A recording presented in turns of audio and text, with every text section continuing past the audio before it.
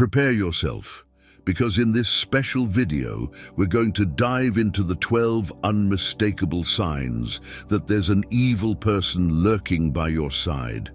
Have you ever had that gut feeling that someone close to you isn't who they appear to be?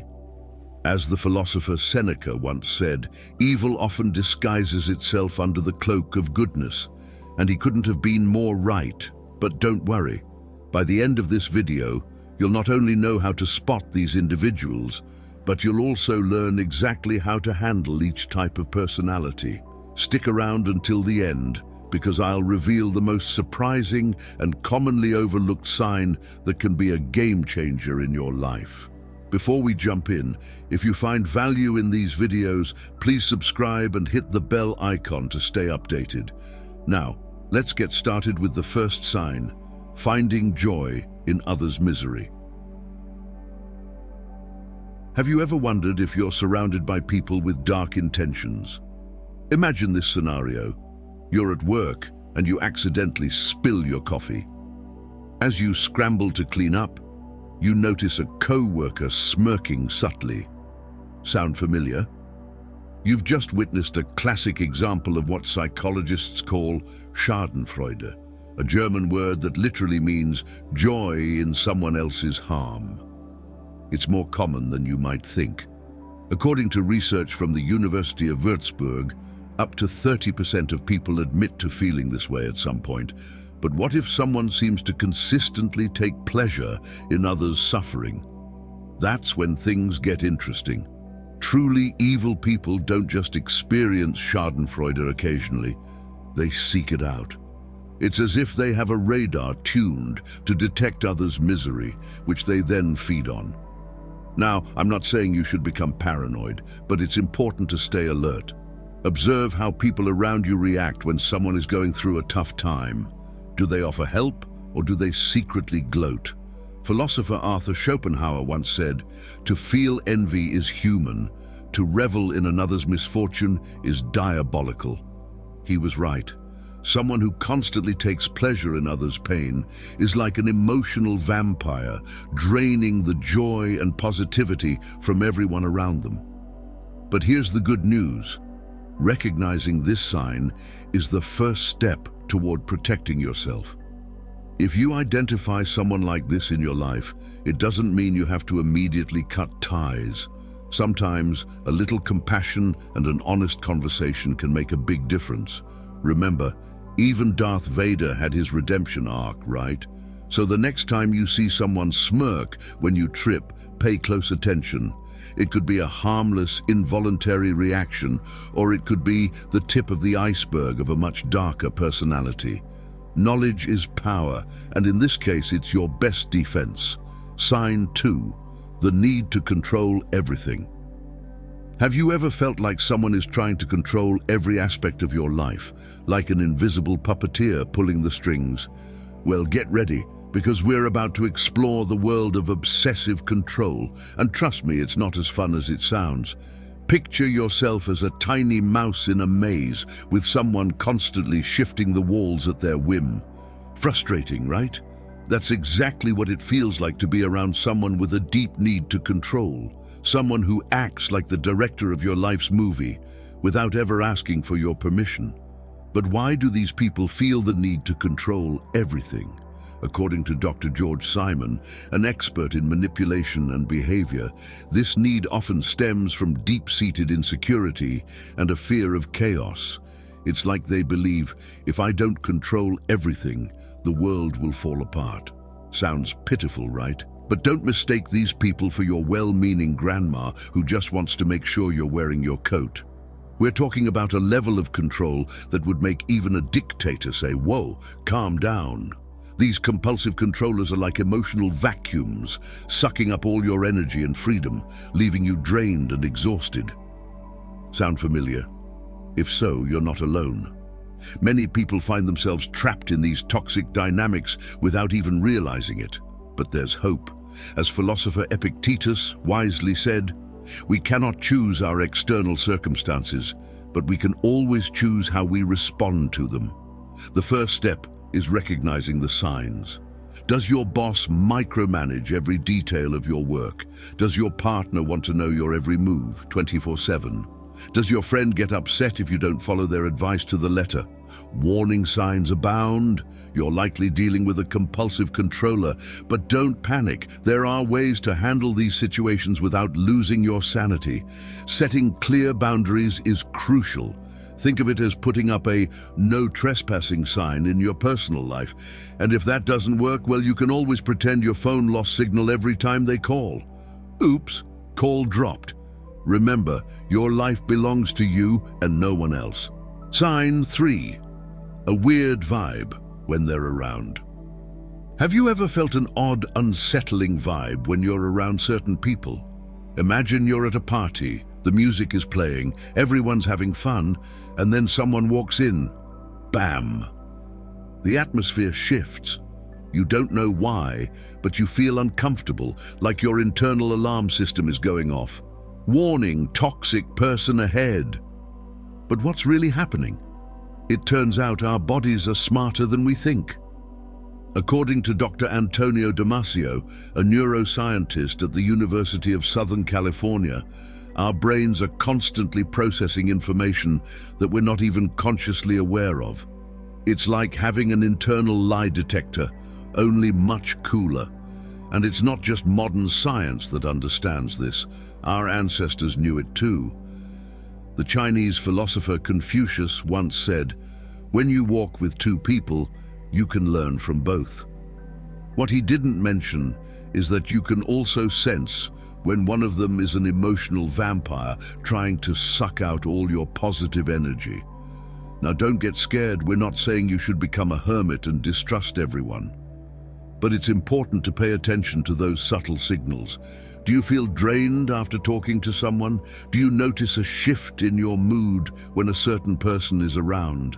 That could be your sixth sense kicking into high gear. But how do you tell the difference between a passing bad vibe and a truly toxic person? Here's a tip: consistency. If every time you see John, you feel like you've just run a marathon, and not in a good way, it might be time to ask yourself if John is really good company for you. And no, we're not saying John is the villain in a superhero movie. Sometimes people who make us feel bad don't have malicious intentions, but that doesn't mean you should ignore your feelings. As the renowned poet and civil rights activist Maya Angelou said, "When someone shows you who they are, believe them the first time." So the next time you feel that knot in your stomach or tension in your shoulders when someone approaches, don't brush it off. Your body might be trying to tell you something important. Think of it as a superpower. Okay, maybe you can't fly or read minds, but detecting toxic people is a pretty handy skill these days, don't you think? Sign 4. A reluctance to take responsibility. Have you ever known someone who always has an excuse for everything? Picture this: you're in a work meeting and your colleague is late. Again. The traffic was terrible, they say. Funny how traffic only seems to affect certain people, right? For some, dodging responsibility is like an Olympic sport, and let me tell you, they're gold medalists. But in all seriousness, a refusal to take responsibility is a major red flag that you might be dealing with someone toxic. These people have a PhD in blaming others and a master's in playing the victim. They're like magicians, but instead of pulling rabbits out of hats, they pull excuses out of thin air. Psychologist Dr. John Grohol explains that this tendency to shirk responsibility often comes from a deep fear of failure or criticism. It's as if these people have an invisible shield that deflects all blame. So how do you deal with these masters of evasion? First, stay calm. Remember, their lack of responsibility reflects more on them than it does on you. Second, stand your ground. If someone tries to unfairly shift blame onto you, don't hesitate to set clear boundaries. Imagine you're in a play and your scene partner forgets their lines. Instead of admitting their mistake, they blame you in front of the entire audience. What should you do? Simple. Don't play along with their act. Maintain your composure and stick to the script. It's crucial to remember that you can't change these people, but you can change how you respond to them. As the philosopher Epictetus wisely noted, it is not things themselves that disturb us, but our judgments about these things. So the next time you encounter someone who treats responsibility like an extreme sport, take a deep breath and remind yourself, their lack of responsibility is not your burden to carry. Keep shining, and those who don't appreciate it will just have to wear sunglasses. Number 5, the habit of lying.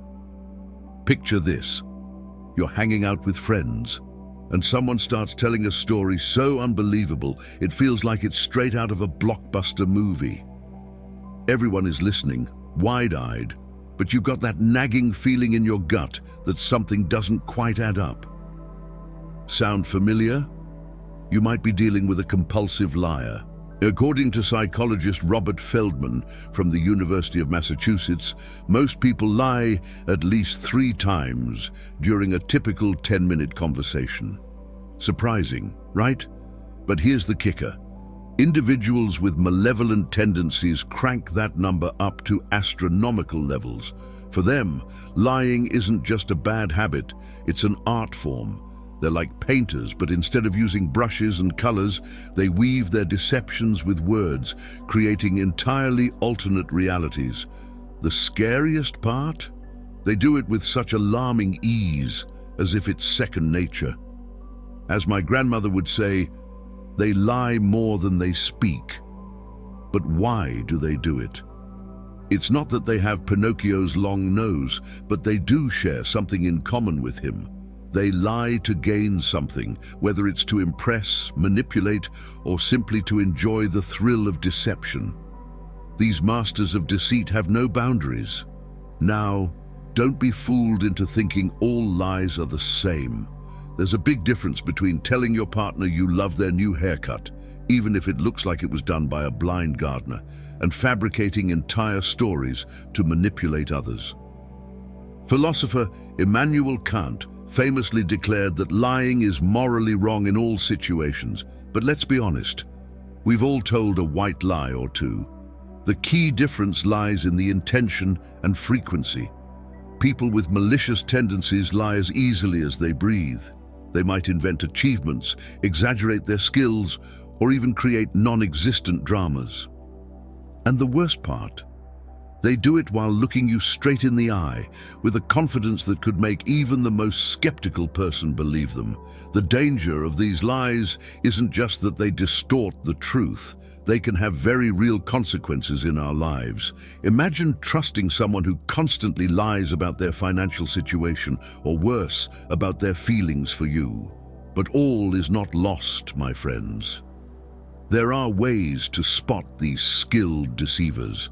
Pay attention to inconsistencies in their stories, watch their body language, and most importantly, trust your instincts. If something sounds too good to be true, it probably is. According to studies from the University of Massachusetts, people often touch their noses unconsciously when they lie. Yes, just like Pinocchio. So, the next time someone tells you an incredible story while scratching their nose, you'll know what's really going on. Another clue is if they avoid eye contact, or on the flip side, if they stare at you unblinkingly. It's like they're thinking, if I don't blink, they'll believe I'm telling the truth. Spoiler, it doesn't work that way. Number 6, resistance to change. Have you ever met someone who seems stuck in the past, like time has stopped for them? Imagine a rock sitting in the middle of a river while the water flows around it, adapting and evolving. The rock stays still, unmoved. That's how these people are. They cling to their old habits and beliefs as if they were a life raft in an ocean of change. They'll proudly tell you, this is just who I am, take it or leave it. But is that really something to be proud of? Over 2,500 years ago, the Greek philosopher Heraclitus said, "The only constant is change." And boy, was he right. These individuals are like a broken record, repeating the same mistakes over and over again. If you point out a problematic behavior, They'll defend themselves with phrases like, "That's just how I am," or "I've always been this way," as if that's a valid excuse for not improving. But let's not rush to judge them. Often, this resistance to change comes from fear. Fear of the unknown, fear of failure, fear of discovering they might not be as great as they believe. It's like they're living in a bubble, comfortable but suffocating. The danger here is that if we surround ourselves with these people, we risk becoming like them. You know the saying, "Tell me who your friends are, and I'll tell you who you are." Before you know it, you could find yourself making the same excuses. That's why it's crucial to surround yourself with people who inspire you to grow. Seek out those who challenge you, who push you out of your comfort zone. As entrepreneur Jim Rohn once said, "You are the average of the 5 people you spend the most time with." Number 7, exploitation of kindness. Think about your friend Sophia, who is always ready to help, lend money, and listen to others' problems. An absolute angel, right? But what happens when someone decides to take advantage of that kindness? This is where evil people come into play, those manipulation experts who see kindness as a weakness to exploit. Psychologist Dr. Albert J. Bernstein describes it perfectly. Toxic people are like emotional vacuum cleaners. They leave you feeling empty and drained, and he's spot on. These individuals have a radar for kind souls and don't hesitate to exploit them. But how do they do it? They use tactics like emotional blackmail, empty promises, and guilt trips. "If you were really my friend, you'd lend me money," or "I swear this is the last time I'll ask you for a favor," or even, "I can't believe you're abandoning me when I need you most." Sound familiar? If so, watch out. You might be dealing with a kindness exploiter, but don't despair. Philosopher Immanuel Kant reminds us that kindness is the only investment that never fails, and he's absolutely right. But that doesn't mean we should let others take advantage of our generosity. The key is to set clear boundaries and learn to say no without feeling guilty. How do you do that? First, recognize your worth. Your time, energy, and resources are valuable. You don't need to apologize for taking care of yourself. Second, learn to spot the warning signs. If someone only comes to you when they need something, never returns favors, or tries to make you feel guilty for not pleasing them, sound the alarm.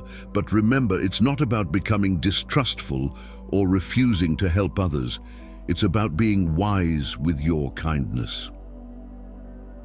Number 8, warnings from loved ones.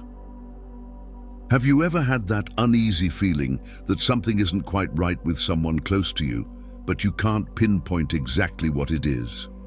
Well, friends, today we're going to delve into a crucial sign that often goes unnoticed: warnings from your loved ones. Picture this. You're in a relationship that seems perfect, but every time you mention your partner, your friends and family exchange worried glances. Sound familiar? You're not alone. It turns out that those closest to us can often spot red flags that we're too blinded to see. Psychologist Dr. John Gottman, often referred to as the guru of relationships, reminds us that sometimes we're so caught up in the idea of love, or what we think is love, that we ignore the most obvious warning signs. But why should we take notice of what others say? Think of it as being the detective in your own life, with your friends and family acting as fellow investigators. They provide valuable clues that could help you solve the mystery of whether you're dealing with someone toxic. Now, I'm not suggesting you run for the hills every time Aunt Paquita frowns at the mention of your new boyfriend, but if you notice a pattern, it might be time to take off those rose-colored glasses and take a closer look. Number 9. Contempt. Imagine this. You're thrilled about a new project at work and decide to share your excitement with your partner, but instead of support, you're met with a cold stare and a cutting comment. Do you really think you can pull that off? Don't be naive. That, my friends, is the face of contempt. Contempt is like a slow-acting poison that seeps into your thoughts and chips away at your confidence. It's the weapon of choice for those who seek to emotionally manipulate you, making you doubt your abilities, your dreams, and even your worth as a person. But why would anyone do something like that? As the renowned psychologist John Gottman has pointed out, contempt is the single greatest predictor of divorce in relationships. And not just in romantic relationships, but in any kind of relationship. It's how toxic people try to elevate themselves by making you feel small. Now, don't confuse contempt with constructive criticism.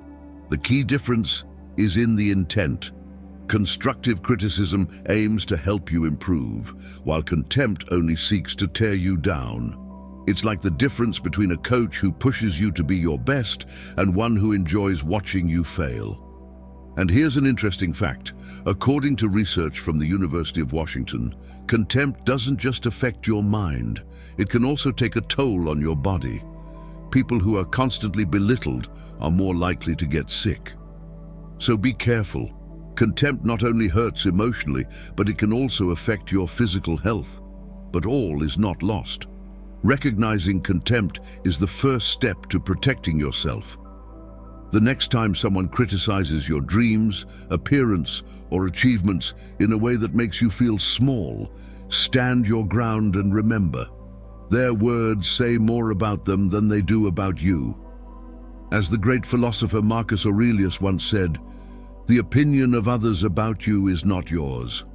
So don't let someone else's contempt define who you are or what you can achieve.